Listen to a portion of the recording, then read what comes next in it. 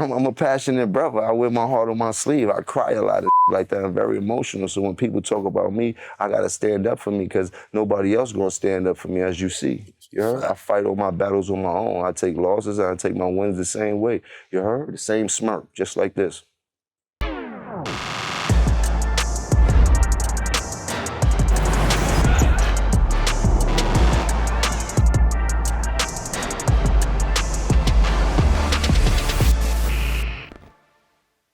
Yeah, what up, y'all? This is Joe Crack.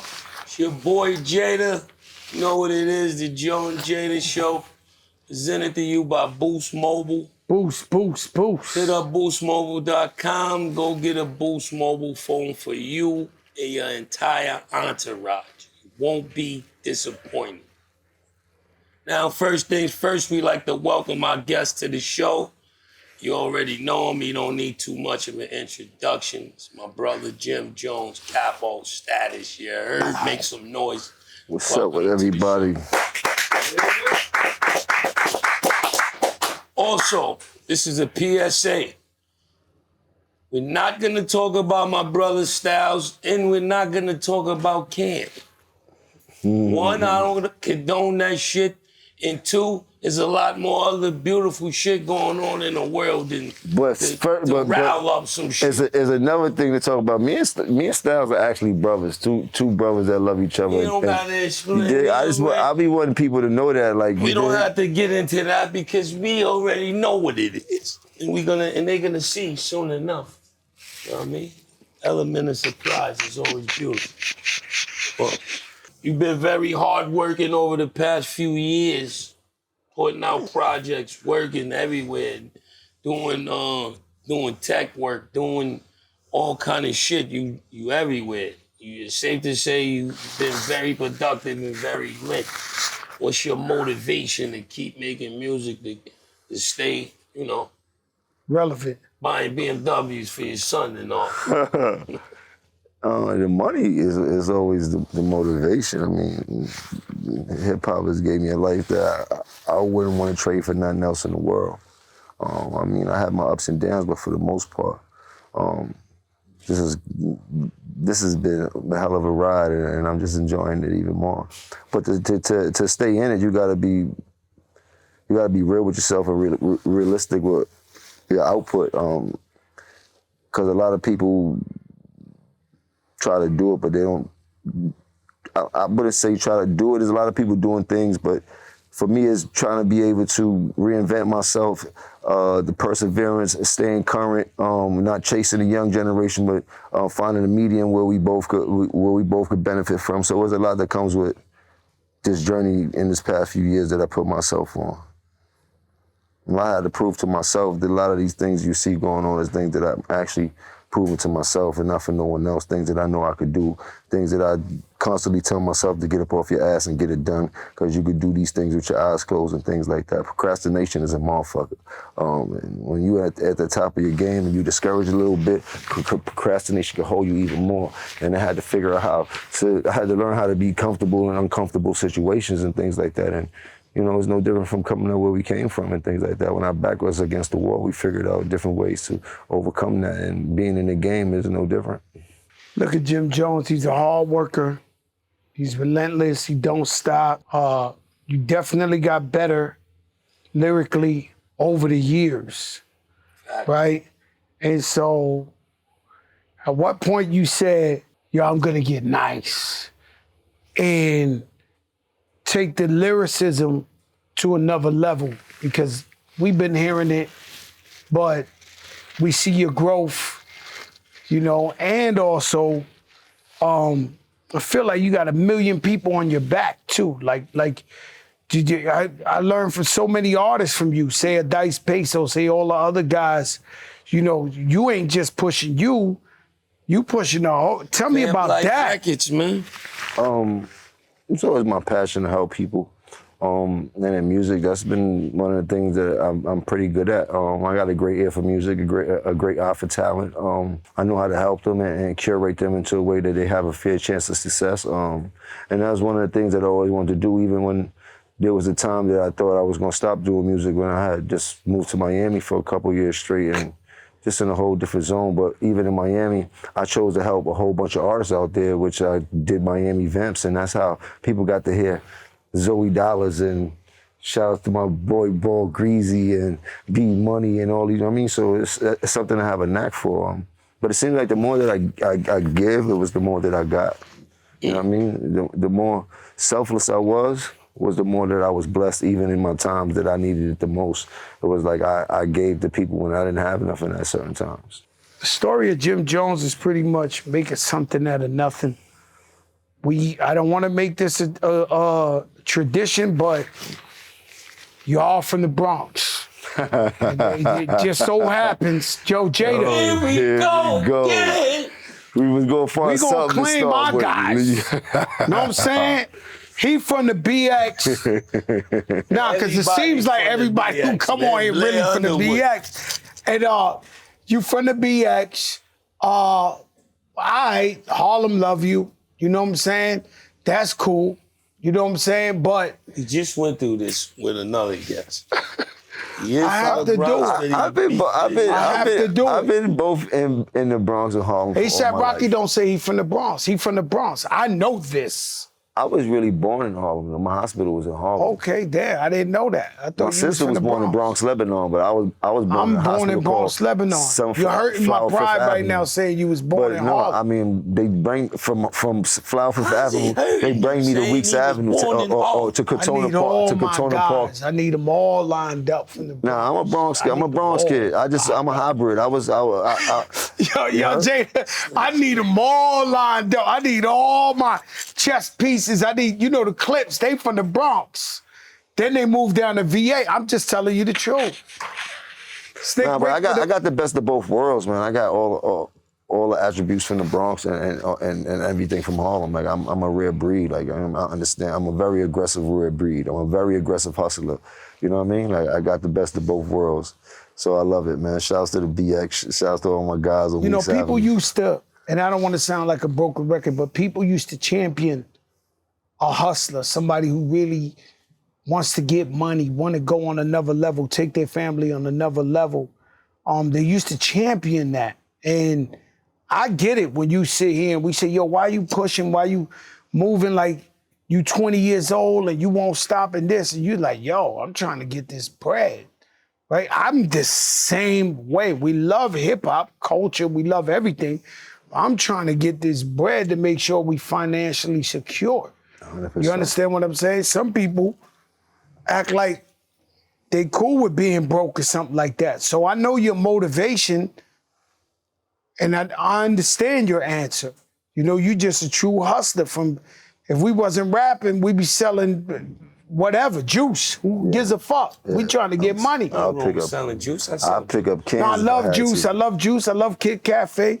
But what I'm trying to say is, I understand that about Jim Jones. The Jim Jones, a hustler, he loves money. He loves the finer things in life. And I said something the other day, me and you talked about behind the scenes where people don't get it, right? So I said, rappers work check to check.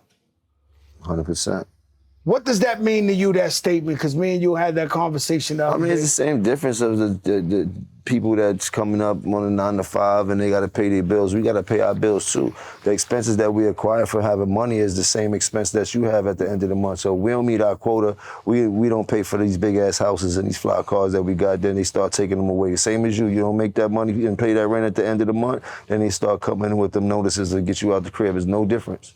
There's no difference, and the risk is even higher for us because we got so many things going on and shit like that, and we start acquiring bills out of nowhere, and pretty soon the going is good, and sometimes the going get bad, and then if you ain't prepared for that and able to hold up everything that you just acquired, it disappears in a flash. You ever had to tell your wife? DEFCON 4. Oh. That's when it gets to DEFCON. Break that down to me, I've been to DEFCON before, you heard? I'm pretty sure we all three up here could attest when shit is going beautifully. And then it's like you said, there's a time when shit ain't going beautifully. How do you persevere through them times? That builds character. Let me tell you something. People in life, they always, and this ain't no shots at nobody, right? But people in life, let's say with me, I've been in a situation where I'm doing fucked up, better than your average guy, but I'm doing fucked up compared to how I do. And people find reasons to disattach themselves from you when you're going through the struggle and you sitting on the couch by yourself trying to figure out how you're going to get up out this hole. I had so-called friends find excuses. One of my friends had an argument with one of my friends. He was like, yo, Joe, I know that's more your man than I am. You stay with your mans and I stay. To me, I knew he used that opportunity thinking, Joe fucked up. Nah, Joe gonna need $1. He gonna ask me, let me, and then you come back and you bigger than ever, and them guys are like, they missed the. Nah, I got a funny story. Let me hear it, Jim. I gotta hear it. Names, though, we ain't talking about nobody, but I'm just saying. I got an example. This got to be an education. A friend of mine, when I was up, he come ask for some help. Cool. Go down. Nobody comes to help you. You heard? But he's up now while I'm down. You heard? And I see him all the time. It ain't nothing. Now I'm back up. He's down. Guess what he's doing? Asking you for help? No, I'm not doing that. I'm not doing that. Yo, Jim, I'm not doing it. I promise you on God. I'm not doing it. I'm not doing it. I'm done with that. I might be too old. Y'all might be younger than me to play that shit. I'm not playing. I'm just telling you how to disciple. Like, yo, bro, this is the craziest shit ever to me, bro. I'm not doing it. Let me tell you, I got a story. Hold up. I got a story. I'm fucked up. They take all my money. I know y'all don't want to believe me. Accountant robbed me, didn't pay my taxes. When the government come to me, he robbed me for $1.2 million. He ain't pay. I'm paying him to pay. And showed the government the wires that I'm paying the accountant to pay my tax. They know I gave him the money, but they said, you as the leader of your household. Boom. I go to court. I paid him the 1.2 again. Paid the lawyer another $700, $800. I got the number one guy. Cool. Fuck me, put me a little jail time. The point is, I go first day to the studio. Yo, Jim Jones, I know your story too well. I go first day to the studio. Come out of jail, you got these little niggas with purple hair, yellow hair, thinking what the OG's doing in the studio. They really looking at us like we're wasting our time.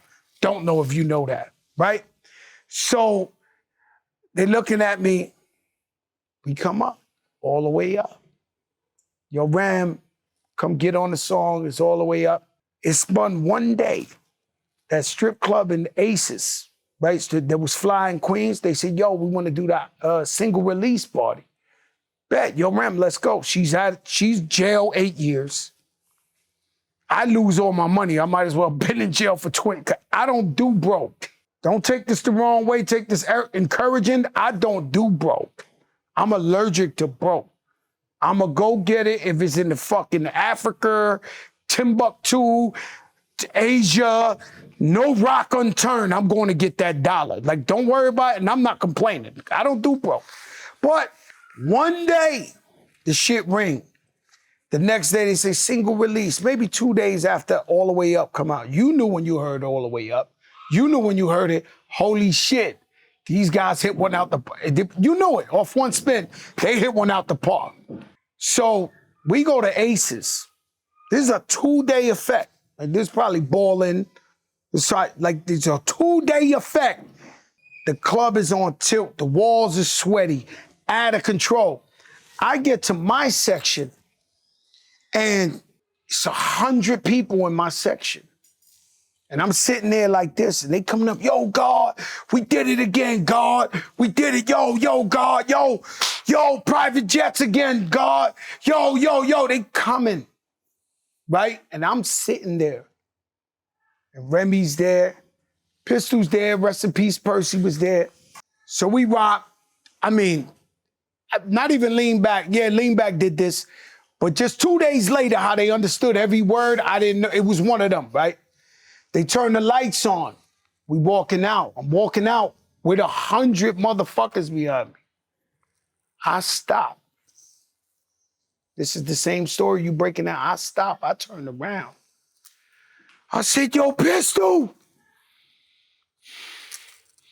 Percy, I don't ever want to see these niggas in my life again. Yo, shit. Yo!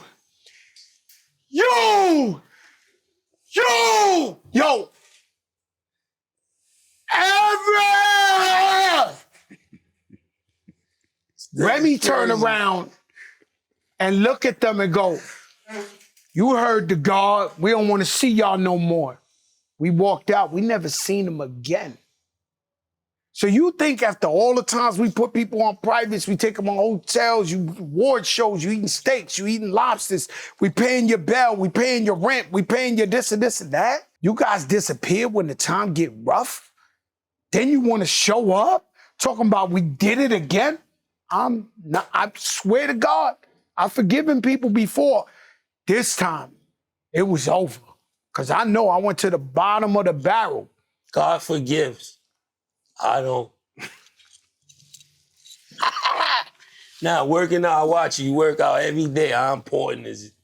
Fitness is everything, man. I mean, that's our fountain of youth. That's our way to live a longer life. Fitness and diet. Diet is just important as fitness. I had to learn that. I was just... Yeah, because I know you like eating. I know you got to you have cheat day with sweets. Yeah, and I had to stop all that. Actually, I had, I was about to tell you, the doctor, 6 months ago, the doctor told me I was pre-diabetic, so it wasn't really about how much I was working out. It was about how much sugar and bad foods I was eating and trying to use the excuse of working out, even though I was looking good. The inside wasn't looking good, so I had to reverse that whole thing and just cut out the sugars, cut out the cakes, cut out the ice cream, cut out everything that I really liked and shit like that, and start eating real food and fix it up to a lot of fruits and shit like that, and I feel 100 times better. No doubt. Now, yo, but you cock diesel, you doing you doing too much. Yo, Jim, you doing push-ups in the snow with the dog on top of you with a chain hanging off a shit one arm. This shit is unbelievable. I'm looking at this guy. I could be anywhere in the world. I'm looking at Jim Jones. And he shows you how much you're not healthy. When I see this guy just zooming through the gym, you too, you big on it too. Jay be in there, I'll be watching. I just want to let you on that pull-up ball going in. I can't get I'm just trying to be prepared for whatever come at me. That's it. You know what I mean? I know I live a life that comes with a lot. And I gotta be ready to stand tall for whatever comes at me. Let me ask you a question. When we done with that? I feel like I'm done with that. With anything coming at us, right? I think we all prove. Hold up, let me say something. It can happen to you inside the Baccarat Hotel. You see me in the airport. I know, but what I'm saying to you, I know you ain't start with him. Okay, so this is what all this is for. Mean. So if I wasn't on my team, the white man would have got the best of me, and niggas with my whole career half my career would have been down. The white man beat Jim up. That shit would have been the biggest thing in the media for years. You should have acted tough with the white man. They would have been wilding me up. You heard? No, I'm with you. White man, but he was white. I'm with you, and I know he fucked with you because I know you well, and I know your character. So I know he over fucked with you. Yeah, he definitely. You understand what I'm saying? He taunted you to the level of, I know about this. I opened the curtain and Roy Jones was waiting for me behind the curtain, champion of the world. Ready to knock my block off. Okay? So I know about being alone. When I got shot, hold on, I had 30, 40 guys. I turned the corner, homeboy waiting for me alone. I'm telling you a true story. I'm the king of getting caught turning that corner. Right? That wasn't for you. What? When Roy Jones would have been like, nah, I was just joking. What happened when you Don't do that. Everybody know the Roy Jones. Don't do that to me. Not the Roy Jones story. The Roy Jones. What happened when he was waiting for you with Dolo? Oh my, he wasn't Dolo. First of all, I had 150 guys. Let's be clear about that. It was Ja Rule's. This is what I'm trying to tell you. You could be with 150. Open the curtain and you Dolo. These dudes over there, they rapping. I'm trying to tell y'all. We in New York. Ja Rule album release. New York is the biggest song. I just performed with you. I spun around. I opened the curtain to walk to the back. Jim Jones is up there. Roy Jones is standing there with the devil in his eye. The niggas don't want No. You not understanding. This is the champ of the world. I had to grab his wrist. And be like, yo, champ, yo. That's That was smart. I don't even know. No, That was no. a good touch. I'm telling you. No. I've avoided everything you could think of. I know how to do it. So I grab his wrist, and I'm pretty much begging him not to knock me out. Yo, champ, I know you're gonna knock me out. Yo, he had some guys with him. He had one of them. Yo, let me tell you, the way most people die is the guy in the back. Get him, champ. Knock him out, champ. Yo.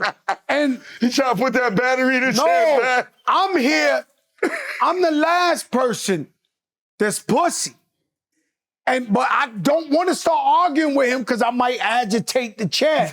Then he might let his wrist go. So, yes. So I'm trying to talk to him. I'm trying to talk to him like, I'm like, yo, champ, yo, hip hop, this, that. So the guy trying to gas him, to hook off on me. It happened to me one time. They caught me over in set. They was trying to kill me. It was about 30 guns, some shit. And one guy with bifocals kept trying to gas the nigga. Yo, just light him up. Fuck that. I'm pleading for my life. Yo, we all Puerto Rican. We can make this happen. Don't worry about it. My guys are chill. They're ready to come. I'm over there trying to, and there's a dude with bifocals. Give it to him now. Like it's always, you can't go with them. With those guys. With the back. Woo! Long story short is, once the crew figured out, and I would start feeling pussy, I let the champ go. I go, yo, champ. Like,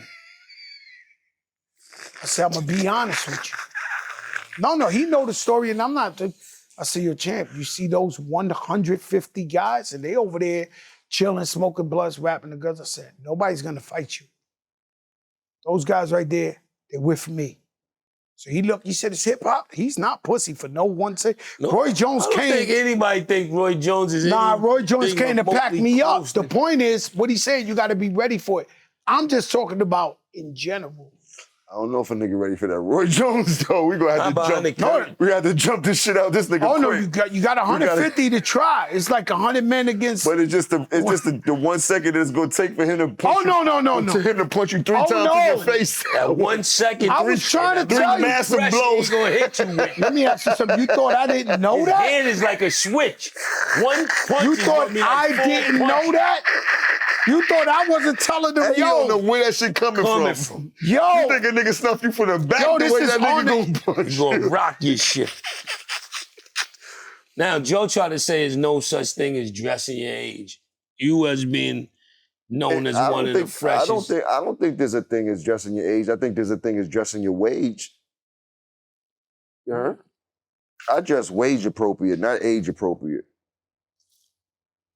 Explain that. hello. You know what I'm Explain that talking for the people that don't understand the difference between age and wage. Shit, if you don't know the difference between age and wage, then you out the loop, nigga. That's pretty simple. I mean, but for the most part, I dress how I feel, man. When it comes to fashion, it's all about who you are, man. It's all about your personality, what makes you feel good, what makes you feel confident, what makes you feel fly, and that's all I've been doing. I haven't been doing anything too special. I got a different aesthetic than most people and things like that, and it kind of connected to the masses and things like that, but I haven't done nothing different than what I've seen outside on the street corners from the hustlers and bits and pieces from television. And I get my style from so many different array of different things, you know what I mean? From past things that I've seen even to now. I mean, it's all how I feel in the day and things like that. People get caught up in thinking that fashion or having style has to do with a name brand when it really doesn't. It's all about you. You're the name brand and how you put that shit on.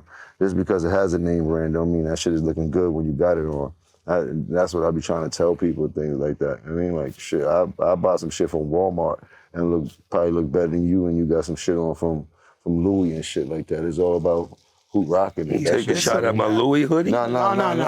We Louis down. I think it's Louis down Let right me now. explain You something heard? to you, man. This the flyest. This podcast, I don't know if you've been tuned in, but starting more shit. We just got a couple of friends and he's making us lose them again. all right, we throw that shit on daily. That's it. Okay. when can I get you to rewind the time? Will you ever rewind the time? Nah, I'm not that type of person. You just won't. Nah, I'm just not that type of person. I mean, I put a lot of work in to be here this long to see these grays. God bless my Uncle Clinton. He used to have a face full of grays in the beard. He's pretty much the reason why I grew my beard when I was coming up. The beard was always fly. And I watched his beard go from black to gray, and it was silver, and he always kept that thing lined up. It was just dope. And I was like, man, he respected his age. He respected the work he put in. He was like, I ain't with no dying.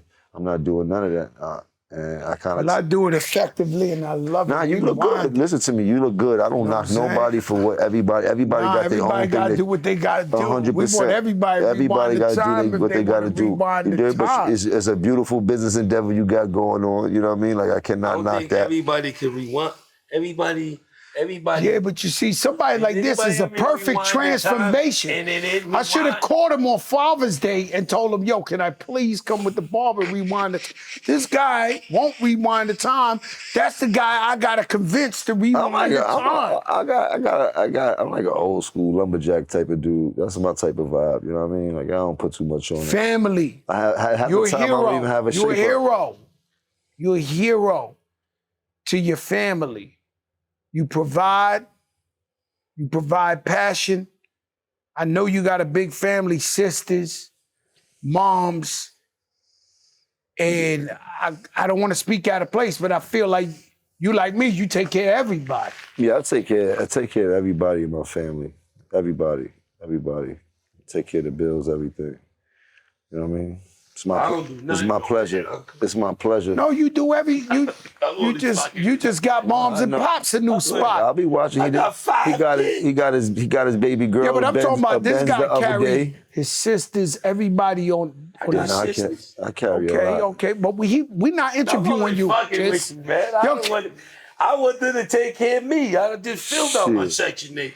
This is a message that applies to 99% of you listening right now. Because that's how many of you can be covered by fast and reliable service on the Boost Mobile network with 99% nationwide coverage. And if you don't think you deserve a deal, well, listen up. You've got another thing coming. Right now, when you switch to Boost Mobile, you can get iPhone 15 with dynamic island and a 48 megapixel main camera for $99.99. That's $99.99 for iPhone 15 on a nationwide 5G network. This may only apply to 99% of you, but I'm 100% positive Boost Mobile just gave you a freaking deal of your lifetime. In-store offer, $35 device setup fee may apply, requires credit qualification, ID verification, and activation on $60 plan. Taxes extra. 5G speeds not available in all areas. I recently saw a clip on Instagram where a young kid was comparing you to Nas and saying that you got that's my young boy big hits. He's wild. Yo, he looked to you. He learned how to wear the BB Simon belt from you. He got his swag. Like, how crazy is that? Because in my era, you know what I'm saying? Nas is like a god. In my era too. I mean, so to be compared, let me that young kid out. He was young, and we loved that he loved Jim Jones. I want you to break it down. Let's break this down. I admired Nas, but remember Nas' first record, The Barbecue, came out when I was in 11th grade. Yes. So Nas was my idol when I was young. Like you came to dressing, the wordplay, the music, everything. I was a superior Nas fan. Period. I'd never take that away from him. But then as I got in the game, you got to realize that your rivals would be idols, and not to take anything away from that. I developed my own style and my own lane that these kids start to gravitate towards the same way I gravitated towards Nas when I was younger and things like that. It's a whole different generation. We're talking about 94, 93. I was in 11th grade. Nigga, it's 2025. There's a big gap there, you know what I mean? And I want people to understand that. So when Shorty's telling people that, yeah, he's 20-some years old, that goes to show the part of the era that he's in that I came into light and started going crazy that these kids love me. They don't really know who Nas is. If he's 22, he's born in 03. Not all of them. Some of them know. But You know what I mean? A lot Like, of them don't. Yes. But Yeah. it's the era. Some music. No, There's some kids that. no, I love that. There's some for you. kids that love My son hip is hop. 20, so I mean, But he's your son. He's your son. He's your son. No, but he knows. My son, they know about my Nas. son can't tell you one Nas record. You heard? Like, let's keep it a buck here. Yeah, but like, let's keep it a buck. You heard? Let's keep it a buck because you'll bring it up. There must be some type of misconception or what's that word when it comes to Jim Jones and what Jim Jones have done in this game. A lot of these rappers, we made them take the darkies off. a lot of these rappers have done a tremendous job, and I take nothing away from them. But they forget I got a hell of a catalog. Me, Jim Jones, myself, gold records, platinum records, gold albums, platinum albums. No, me, Jim Jones. No diplomats, no nobody else. Me, Jim Jones. Check my track record. Then check everybody else's track record. Then go to the billboards and check all my entries. Then check all them niggas' entries and shit like that. And I'm not taking nothing away from nobody. But I hear the comparisons and the niggas be trying to act funny when it comes. No, I've been spanking a lot of this shit. I'm talking about the industry. I've been putting on. So let's not get into that where we get into numbers and I got to show you the statistics of what I've done. You heard to what other people was done. You heard them. If you want to go to the billboard entries, pull up Nas billboard entries, then pull up my billboard entries. Listen, we can't compare the two. What I'm trying to tell you is I want to go there. I want to go down the line now, because now we going down the line. He's a rapper and I'm a rapper. Listen, let's go statistically. It feels great. No, but I want to go statistically, because when people be like, I feel the same way. We all feel the same way. And forget about the numbers. You heard? My numbers back up. Let me step up to the forefront. Us in the music of hip-hop culture have a problem, is a thing. And there's nothing, the world goes off numbers, but in hip-hop, we don't pay enough homage to those before us the correct way. And sometimes it's even myself. So it gets... No other genre of music fucking, I don't even know who to use. Yeah, but you gotta understand, hip-hop is like basketball. Jelly Roll's never gonna say that about hip-hop is like basketball. Tim McGraw. John Moran get on the call with LeBron, he's going to kill LeBron. So this is what this is about. Any song, any of that shit is murder, This is what this is about. That don't got nothing there's to do nothing with homage. there's never is me. Putting me up against anybody, I'm taking me every time. You're supposed to. Okay, every but time, let me say something though, Jim. In every category, Jim, I get busy. You started off saying you grew up watching Nas. Of course, I didn't take that away from the him. only situation I'm saying now to you, right? There is no situation. I always tell people kids that should story. worship you. You fucking started. No, I'm not doing this. I did not know it was going mad there. at you because you're really friends with him. He gonna be mad at you. Not me. I don't know him. You heard? Oh, he's a beautiful guy. I understand That's my that. brother. No, he's a But beautiful guy. But he gonna be mad at you. Well, I'm not bring my mad at name me. up in that conversation, bro. Like, He come just on, asked bro. you Yeah, but we didn't know all that. What he do all the time, something he saw on the internet You're not that gonna he mention didn't me have to next to ask. nobody. I'm not gonna talk You my didn't shit. have to do that. I'm a pop mines every It's your time. fault. You heard? Can we go? I just told the people you're not doing none of that. And what did he do? Good He went audio. over there and You did- heard? Listen. Niggas don't even know about the audio. Can we you heard? talk? Can You we heard? talk? Can we talk about? do it. All right. I love this interview, although it was very painful. It was at a tough time. When I seen you, I don't forget where it was at. If it was Hot 97 or something, where you were just saying, "Yo, you a family man. You never made no excuses, even when you went through tough times. You know, you took care of your family. They never knew you was going through tough times." I applaud you with that interview. I feel like that's one of them classic interviews that stands out to me in hip hop music. Do you feel like after that interview now, do you feel like that's what you was talking about? Like, I'm gonna fight my way back to the top and I feel good right now about where I'm at in the world? Because I love that interview. Well, that interview was just a testament of where I was at the time and the things that I knew I had to do in order for me to progress. And think he brought the temperature back down. I mean, I don't want to hear that shit. I got you. I'm I talking switch to this shit off and on, you heard? I got different characters I gotta play. We talk about the sport and I'm gonna go hard, you heard? We talk about Yeah, but let's talk about But that's how that interview and the passion you had behind that. I still got the same passion as you can see. You heard? I'm a passionate brother. I wear my heart on my sleeve. I cry a lot of shit like that. I'm very emotional. So when people talk about me, I gotta stand up for me because nobody else gonna stand up for me, as you see. You heard? I fight all my battles on my own. I take losses and I take my wins the same way. You heard? The same smirk, just like this. Yeah, let's get this correct, because and the media stretch this shit so many different ways. When they see me get excited, I get excited because I'm a very passionate person. Everybody knows this. And as a man, when you talk about me, I'm always gonna pick me first. But as a fan, I'm one of the biggest fans of Nas. I know one of his albums word for word, back and forth. Like that was my era when I was first coming outside and things like that. Nas had wrote the playbook for how we was running the streets and things like that. He also dressed the way we was running the streets back then and things like that. And not to take him away from my Harlem niggas, but Nas had a hold on us and shit like that when we was younger and things like that. The same way Pac had a hold on us. But for New York City, he came with a whole different flavor and a different cadence at the time that was well needed. It switched from what we heard in Big Daddy Kane to a whole nother way of hustlers was talking and rhyming and things like that. And everybody understood that. Like, he would, like, I can never take away anything that he's done in the game. I can't, you heard?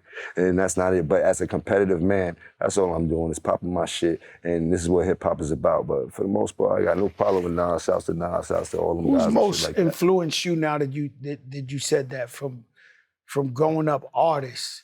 Who's been, so you could, even to this day, name some artists that you love their music or whatever, whatever. Rakim, definitely. Nas, Big Daddy, KRS-One, No Cool G? Cool G. I'm going down the line now. I'm going down the line. You're gonna make me go. Nah, but that's good shit, though. You know what I mean? Like, and you one of the few people that persevered from the Cool G era to now. Like that's you dig. Like you dig. Like you gotta always remember that. I don't know if you ever sit down and think about that. Like, yo, we've been watching you for a long time and things like that. Put on LL, Buster, Fat Joe. Who else? Got a lot of. It's a lot of. It's bro. I'm a hip hop baby. I used to watch Ralph McDaniels every day after school. I want to see every bit of videos, everything. I want to see all of that. You heard? Like I knew everything about that. You heard? Like that channel. You had to turn. Yeah, that was still the fatback TV. Yeah, you had to fix the back, and then you go. It was 13. You had to turn to 13. You had to turn to 13. You 31. You had to put it on 13. Yeah. They don't know about that. They don't know about that. Yeah, that's ColecoVision days. Tell me some of the things you're doing right now. Some of the things. Look at Joe turning into a real journalist. No, I'm not telling you.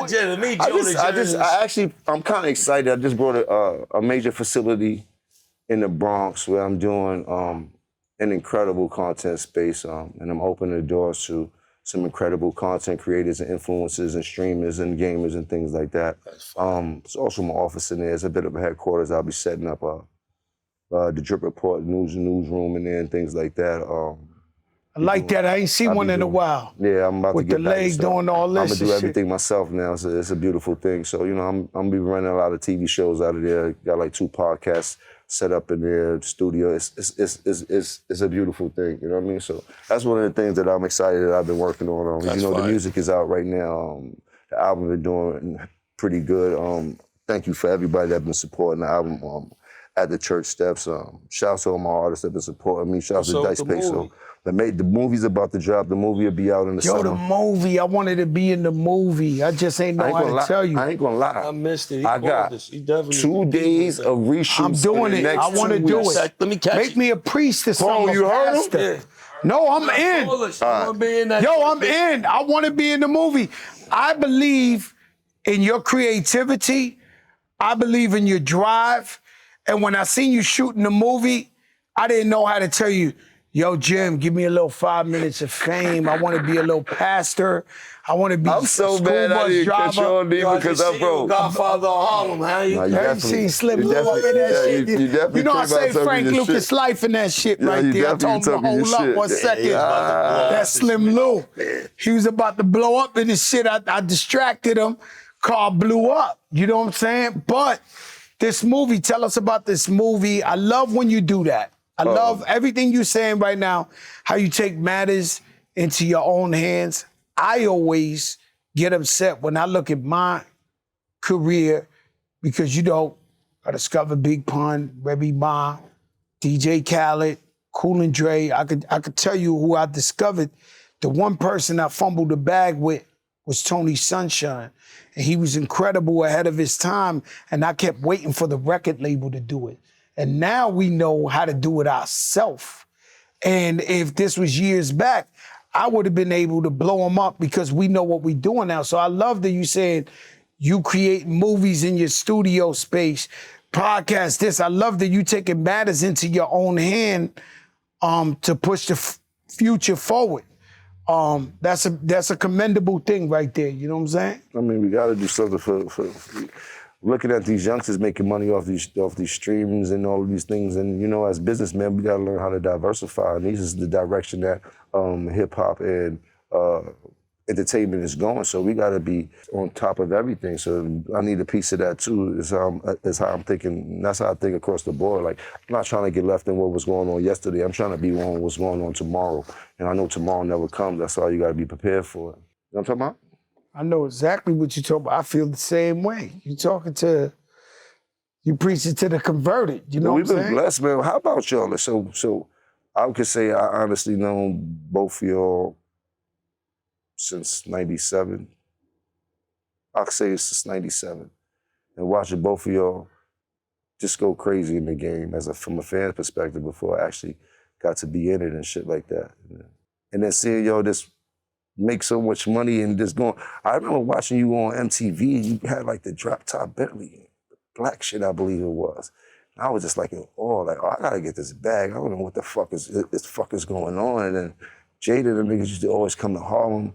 They be with D. They got all type of cars on 2/5 and shit like that. I'm like, oh man, what the fuck? So how does it feel to know that you lived a life like this for so long? Like, you know what I mean? Like, would you trade it? Nah, not at all. I wouldn't trade it. Would you do it all over again? Would you change something? I do it all over the same. If I could do it all over, I would just probably listen a little more and fix a little bit of, situations like Crack said. I had accounting situations where, they put lien on the accounts and shit fucked up and, you know what I mean? So a little shit like that. But it was also learning lessons to never let it happen again and, you know what I mean, and get shit straight as you get older. But yeah, I would have did a little more listening and paid a little more attention to the business aspect of it at a young age instead of just being worrying about verses and rhymes and, the wrong shit. But other than that, I would have did everything exactly the same. What about you? You know, my favorite record right now is It's Not Enough. It's not enough. Like, I hear this shit, like when I hear It's Not Enough, I hear a different way. They got guns, but it's not enough. They got dudes, it's not enough. Like, that shit is cemented in my brain, right? And when you ask me, I say to yourself, it's not enough. And when you talk about finances, it's not enough. Success, it's not enough. Everything's not enough. I'm not fulfilled. My cup is not full. I don't feel cool, and I'm gonna be a man about this, that I came in the same game with guys and they got to the billy and I ain't get to the billy. And just like he's saying, I fucked up. I was in the club 7 days a week, 30 dudes buying 50 bottles every day, 50 steaks, Jimmy's Bronx Cafe. All I wasted a lot of time. So when you ask me, sure, I'm grateful. Sure, I'm thankful to God that I'm in the position that we are. And people might look at it as like, yo, he's successful. It's not enough. And so I know you can relate to this because You just saying the same shit I'm saying in a different way. It's not enough. Like I want, and I'm not lying, guys. So maybe y'all can understand me a little bit more, because people get a little mad at me because they think I brag and I think I'm big shit. That's who I am, right? And so I want to be the fat guy painted in the picture 100 years from now, and great-grandchildren to be like, we're here because of Fat Joseph Carter Jr. 100 years ago, this man made $1 billion and left it to us in the trust, and we're still eating off this guy. I swear to God, that's what I want. And if everybody could do it, they do it. So it ain't attainable. I just realized I could have did it, but I was bullshitting a lot. So now when you see me, I'm on my business ventures on another level. Just all my shit is like, and life is lifing. You know, I'm projected to win. I'm telling you, I'm projected to win. Everything I'm telling you, I'm projected to go there. Like I'm on that. Like I know, you know what I'm saying? I'm like, you know, when a football player hang on to the back of the jersey, I'm on the back of the jersey. I got so many arrows pointed the right way, but it gotta happen. I want to know what it feel like when that level of success happens, when you could turn around and be like, that's it. I guess we all have a different painting of success. I feel like my mistake was I depended on people to do things that I knew how to do on my own. That's from accounting to engineering to marketing to doing videos to doing movies. I learned that 20 years later. Like, yo, bro, all that shit you let people do and they fail for you and shit like that, you could have did it on your own and been up.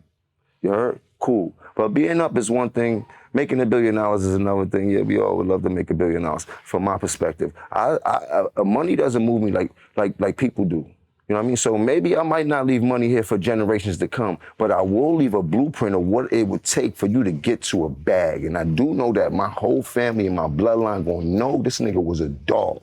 And if you follow what he did, God bless you, because you're gonna go somewhere that you didn't know you could go. You heard? And I think for me, that's worth more than any money that I could leave. And God bless me, I hope I leave all the money in the world. But I think that blueprint will be strong enough for my son to take with him and go crazy. We got that. We got, my son is right outside. We got that where it's safe for me to say we grew up with not much. Mm-hmm. And then we want to make things better for our kids. Mm-hmm.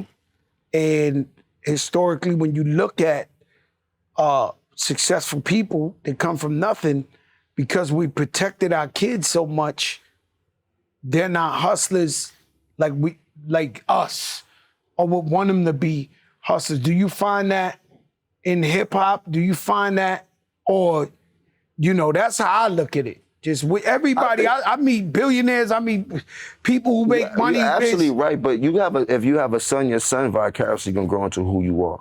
You heard? So if your son knows you to be a hustler, guess what's gonna happen for your son when his back is against the wall and daddy ain't around no more.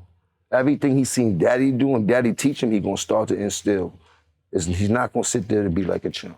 You heard? Like I watch my son closely and just his mannerisms, how he move and things like that. And the rebellion, the rebel in him that he shows me and shit like that only shows that he's trying to show me, bro, I'm about to get on my shit. You know what I mean? Like some of the things that he do, like these kids ain't no chumps just because we raised them right, just because we covered them up, just because we wanted to have a better life for them doesn't mean that they don't have the hustle in them. You know? They just have better chances and better odds at doing something way different than we ever had a chance to do. I agree. I love that answer. You know, I ain't gonna lie to you. I love that answer because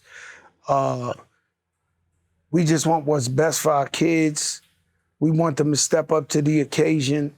And I just think like parenting, right? Parenting ain't easy. Every kid is different. Takes a village, man. And they don't give us no instructions for parenting. No fucking, that's what I'm trying to give them now.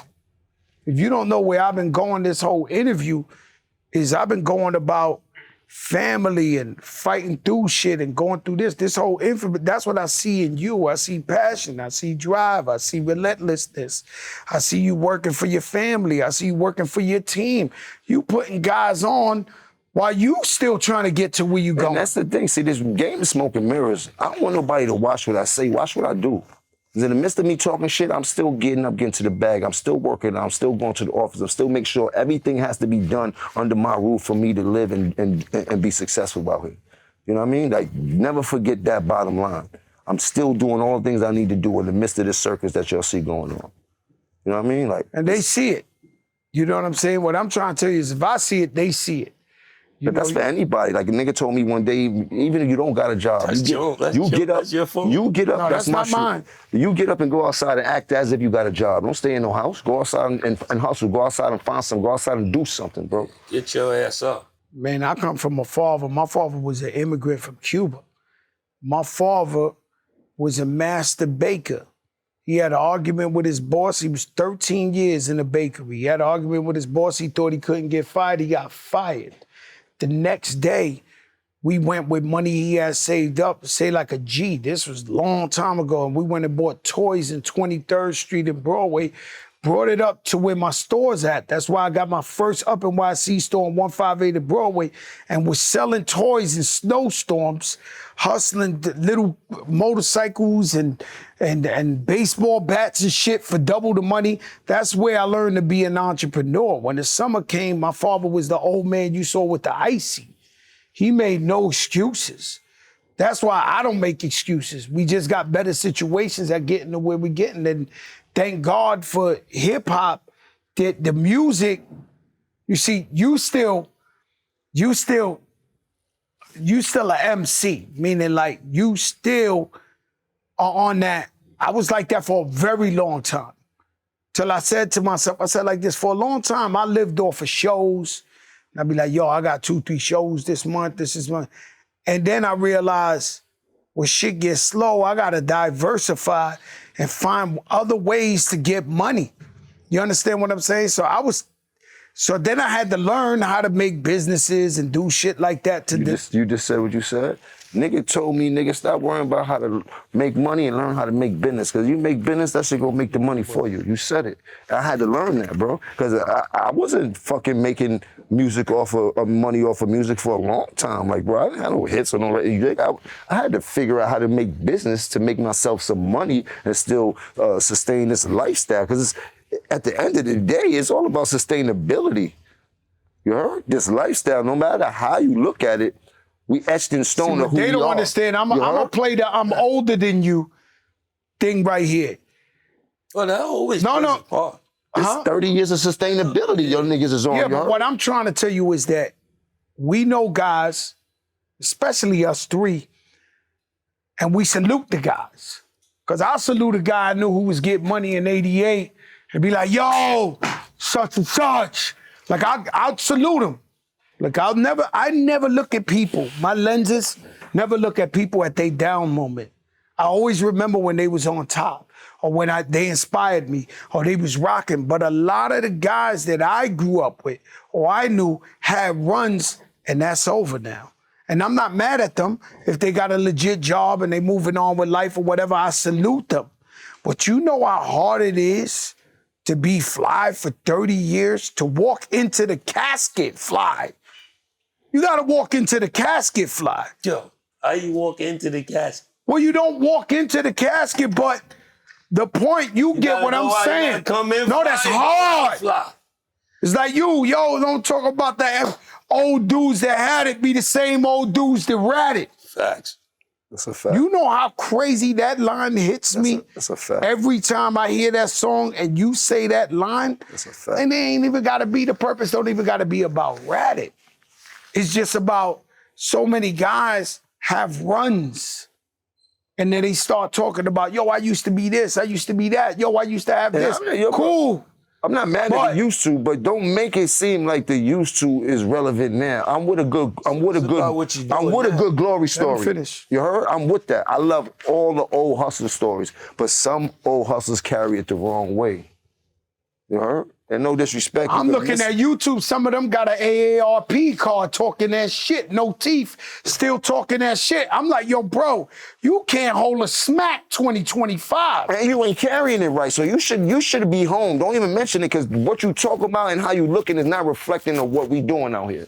You know what I mean? And not taking nothing away from you. You can tell your story and be humble about it, but if you're not looking to party, get into the bag, your story means nothing in the eyes of people that's really doing it, and you trying to prove a point. And we not talking down to you, but come on. You heard? Like, we love you, and we big you up. And we probably the All only the guys that'll hustlers. pull a car over and be like, yo, All the hustlers. homie, this and this and that. But then it's like, cool.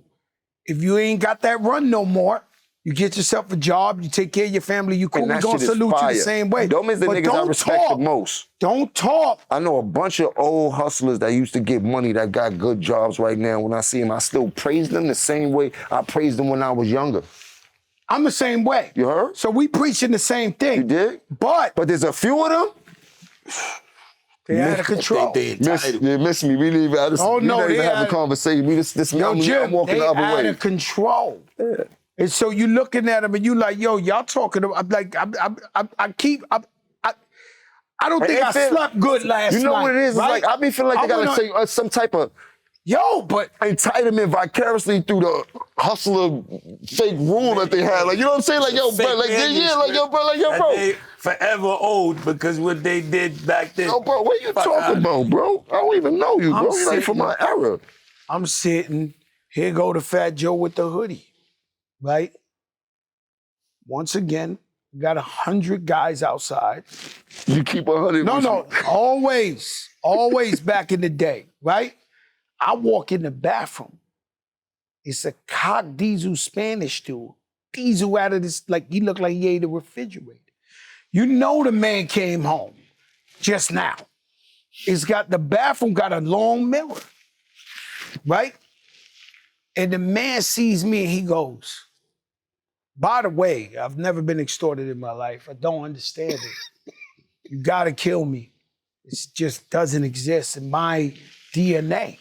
The man looks at me and said, 10 years. 10 years. Now, you think you know these people some 10 years. 10 years. I did 10. So I'm looking at the mirror, I'm taking a piss. Somebody got to pay. It's 10 years. So I'm like, no, I'm listening. No, it really happened. Like, I'm being honest. So I'm like, he's 10 years.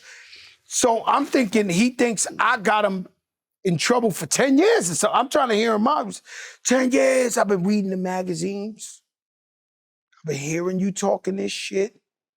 Straight up. He told me just like that. We talking off the, hearing you talking this shit. I come home, everybody's saying, don't fuck with Fat Joe. This, that, this. He said, I don't believe it. I had 100 guys outside that door. I said, I don't believe it. And you gonna do this the hard way or the nice way? Somebody got to pay for my 10 years. So, of course, for me, I'm looking in the mirror and I'm like, finally, a nigga tries me. Finally, I'm human. I'm looking at the mirror. I'm like this. Now, it's one thing to disrespect Fat Joe, but we in the bathroom and the toilet. Hold up. What Joe was this? Was this Listen. Big Joe? Big Joe. They all outside. But listen to what I'm saying. The door opens. The door to somebody taking the shit. And it's my brother Serge. And Serge is like, these guys, they can't take you violating Fat Joe. Oh, no. Like he can't breathe. He's like crawling on this. It's in the mirror. I see him. I'm like, he's like, like they talking to Joe like this. He's grabbing the wall like he can't believe, he's hyperventilating. He cannot believe this, right? Man, we put the beats on this guy, so legend. Not 100, just us two. He drank piss water and everything.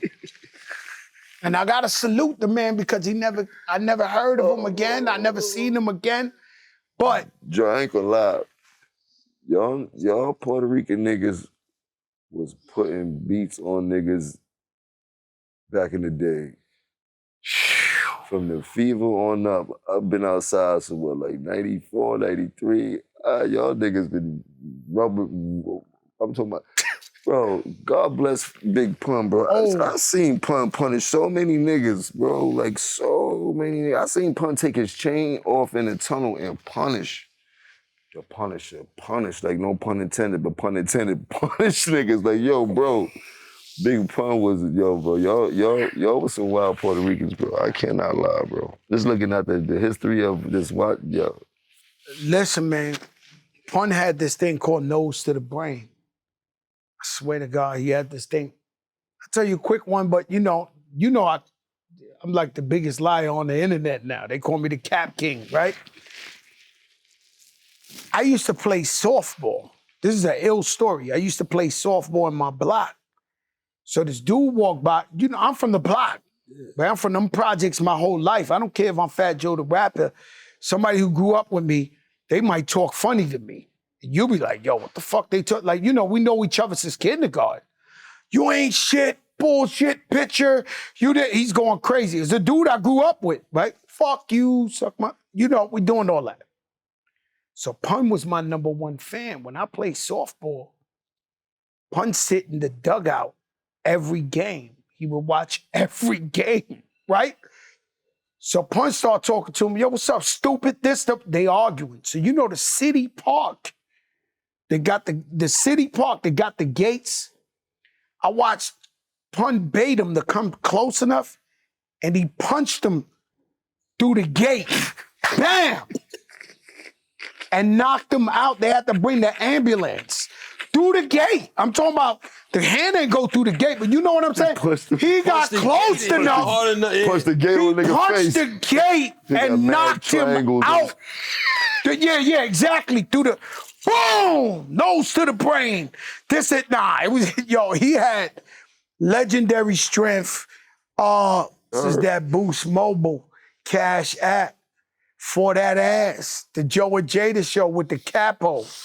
Thanks for having our guest today. Capo Status, make some noise for my brother, yeah. Yeah.